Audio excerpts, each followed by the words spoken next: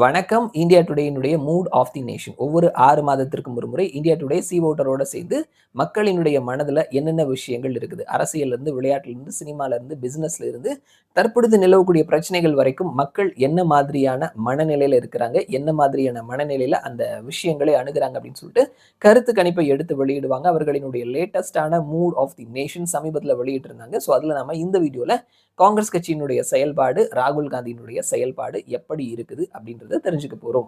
முதல் கேள்வி, காங்கிரஸ் கட்சிய ஒரு ரியலான எதிர்க்கட்சின்னு சொல்லி நீங்க நினைக்கிறீங்களா அப்படின்ற கேள்விக்கு, ஆமாங்க. அவங்க தான் ஒரு எதிர்க்கட்சி மாதிரி செயல்படுறாங்கன்னு சொல்லிட்டு 55% மக்களும், 25% மக்கள் இல்லை அப்படின்னு சொல்லியிருக்கிறாங்க. அண்ட் அடுத்தது காங்கிரஸ் கட்சியினுடைய பெர்ஃபார்மன்ஸ் எப்படி இருக்குது அப்படின்ற கேள்விக்கு, குட் அப்படின்னு சொல்லிட்டு 47% மக்களும், புவர் அப்படின்னு சொல்லிட்டு 32% மக்களும் சொல்லியிருக்கிறாங்க. இது ஒரு பிலோ ஆவரேஜ் நம்மளால பார்க்க முடிகிறது.